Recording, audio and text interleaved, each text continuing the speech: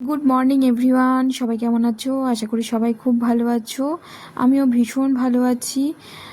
Welcome to my new blog single mom diaries.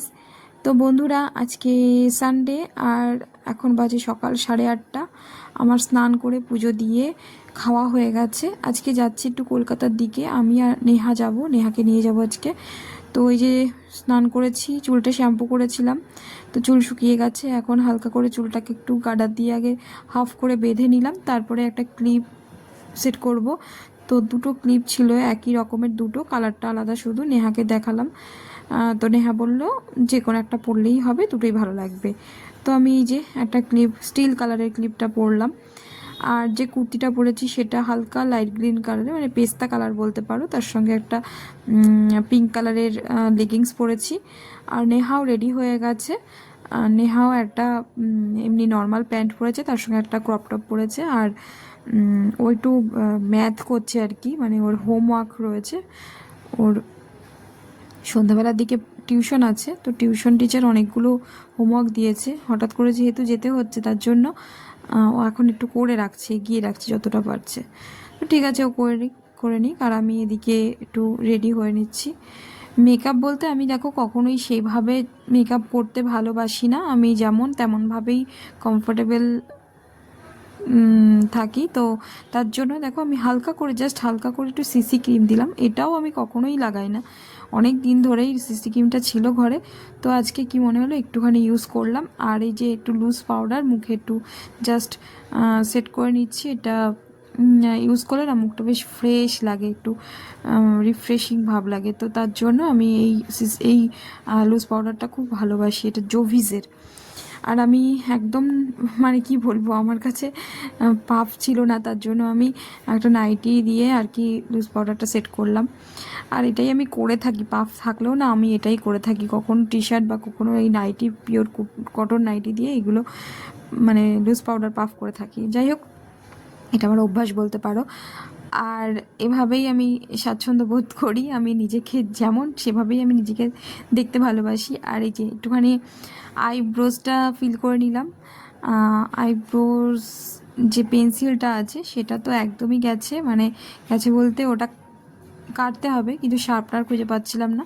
যাই হোক, ওই যেটুকু ছিল তাই দিয়েই ঘষে ঘষে একটুখানি করে নিলাম। আর একটু জাস্ট কাজল অ্যাপ্লাই করে নিচ্ছি।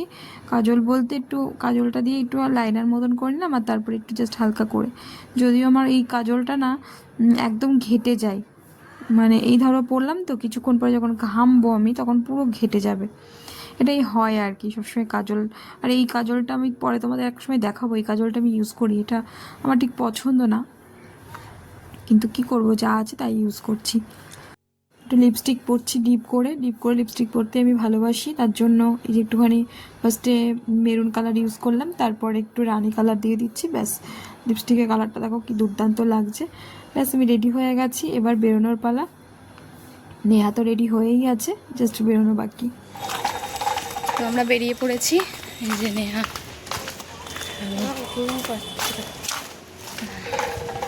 এখন টোটো ধরে যাব স্টেশনে যেয়ে ট্রেন ধরতে হবে। চলো যাওয়া যাক। আজকে তো ওয়েদারটা বেশ ভালোই আছে, জানি না কতটা কি ভালো হবে। সকালবেলা উঠে প্রচুর কাছাকাছি করেছি, সেগুলো মেরে টেলে দিয়ে তারপরে স্নান টান করে বেরোলাম। যখন একজন পুরুষ তার স্ত্রী বা প্রেমিকাকে ছেড়ে দেওয়ার কথা ভাবতে শুরু করে, যে লক্ষণগুলি তার আগে থেকে দেখা যায়, সেই বিষয়টা নিয়েই আজকের আলোচনা। অনেক সময় দেখবে সম্পর্ক কিন্তু একদিনে ভেঙে যায় না, ধীরে ধীরে কিছু পরিবর্তন আসে, কিছু নীরবতা জমতে থাকে, কিছু দূরত্ব তৈরি হয়।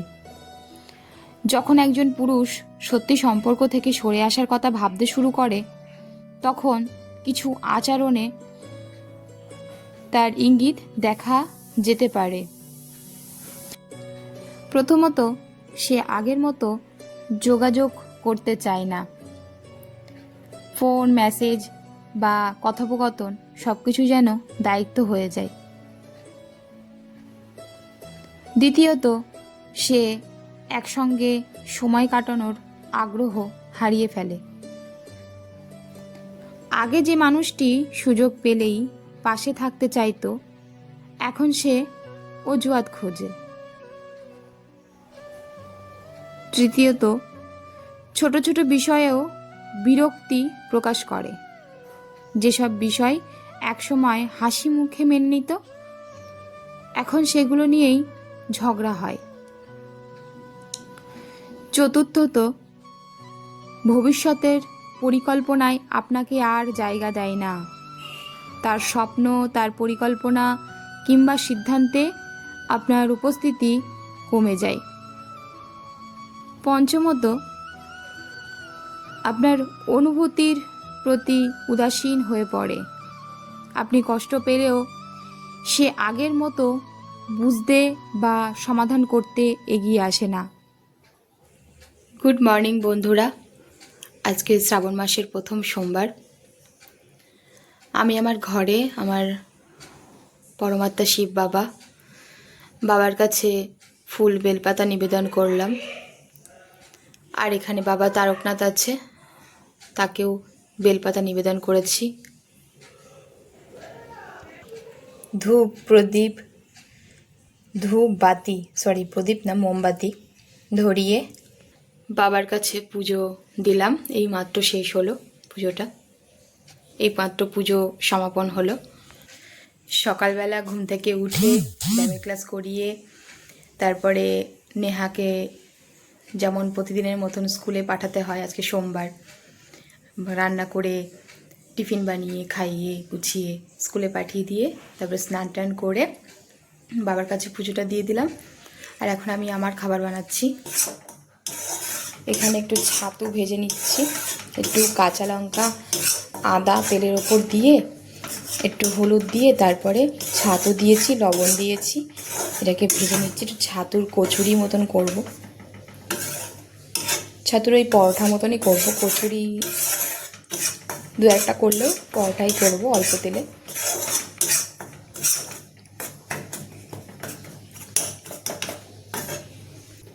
আর বড্ড খিদে পেয়ে গেছে, তাই একটু বাদাম খাচ্ছি এটা করতে করতেই। এখানে আটা মেখে রেখেছি। সকালবেলা নেহাকে একটু পরোটা করে দিয়েছিলাম, লেয়ার পরোটা, তা একটু আটা মাখা আছে এখানে। আর এই যে পুরটাও রেডি করে নিয়েছি, ঠান্ডা হয়ে এসছে প্রায়, একটু ছড়িয়ে রেখেছি যাতে ঠান্ডা হয়ে যায়। আলোচ্য বিষয়ের শেষ অংশটা আলোচনা করা যাক।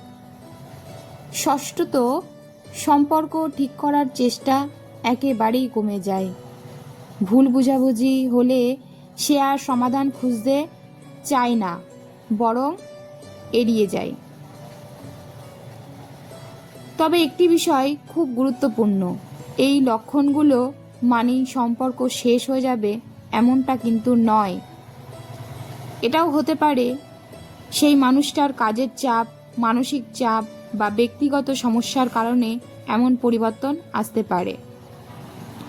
তাই কোনো সিদ্ধান্তে পৌঁছানোর আগে খোলামেলা কথা বলা অবশ্যই প্রয়োজন। একে অপরকে বোঝার চেষ্টা করা অবশ্যই প্রয়োজন, এবং প্রয়োজনে একজন সম্পর্ক পরামর্শদাতার সঙ্গে এই বিষয় নিয়ে আলোচনা করারও কিন্তু ভীষণই প্রয়োজন। একটি সুস্থ সম্পর্ক টিকে থাকে বিশ্বাস, সম্মান এবং আন্তরিক যোগাযোগের ওপর। আমার ভিডিওটা যদি আজকে ভালো লেগে থাকে বা আমার বক্তব্য যদি তোমাদের ভালো লেগে থাকে, তাহলে অবশ্যই লাইক, কমেন্ট এবং সাবস্ক্রাইব করো। ধন্যবাদ।